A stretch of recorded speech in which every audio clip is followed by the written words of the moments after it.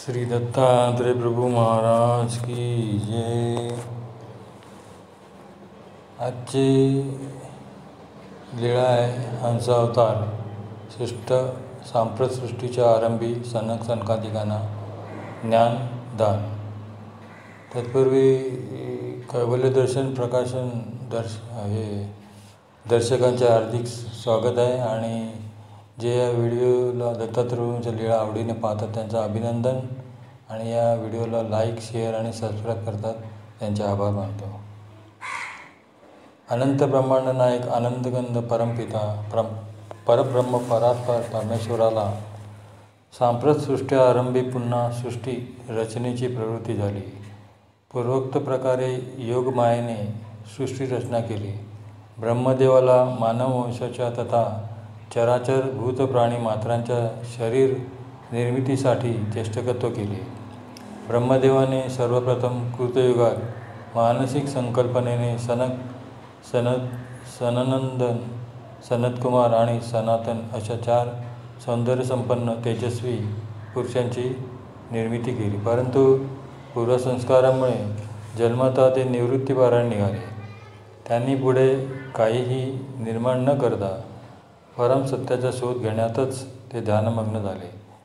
एक वेळ तर ब्रह्मदेवाला त्यांनी प्रश्न केला, हे तात, अविद्येतून निर्माण झालेल्या या त्रिगुणांची रजतम सत्वाची जीवात्मास्वरूपी पडलेली ही बेडी कशी सुटेल?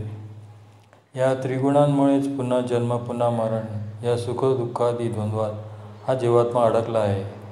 यातून मुक्त होण्याचा उपाय आम्हाला सांगावा। हा कल्पित प्रश्न ऐकून ब्रह्मदेव विचारमग्न झाले। काय उत्तर देणार?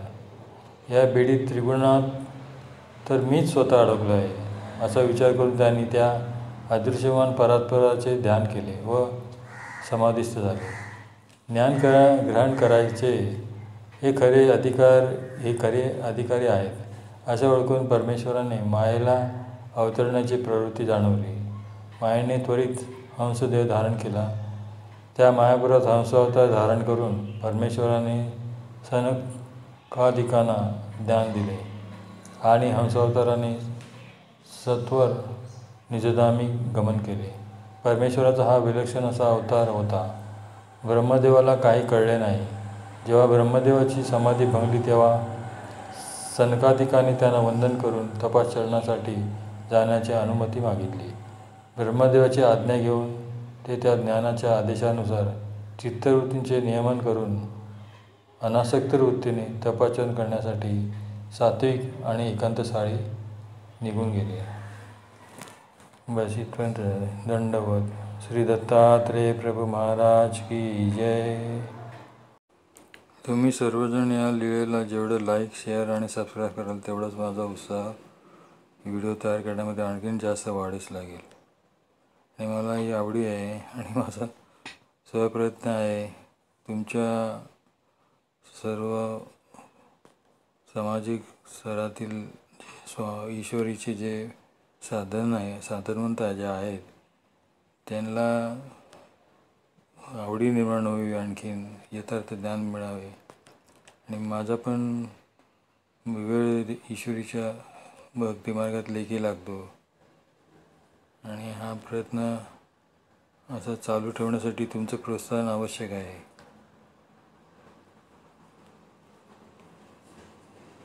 आणि या लीळेतून तुम्हाला ज्या काही जिज्ञासा निर्माण होईल त्यांची तुम्ही निसंकोचपणे जिज्ञासा करू शकता याच्यावर। आणि या व्हिडिओच्या डिस्क्रिप्शनमध्ये जास्त या लीळेची जास्त माहिती दिलेली असते, ती पण प्रत्येकाने पाहण्याचा प्रयत्न करावा। त्या व्हिडिओच्या खाली एक ॲरो असतो उजव्या बाजूला, तो क्लिक केल्यानंतर त्याचे सगळे डिस्क्रिप्शन आपल्याला पाहायला मिळत असते प्रत्येक व्हिडिओचे। दंडवत प्रणाम। आणि या व्हिडिओचं लिंक फेसबुक, ट्विटर आणि टेलिग्रामवर पण पाठवलेले आहेत। जे त्या याला अटॅच आहेत तिथे पण पाहू शकतात।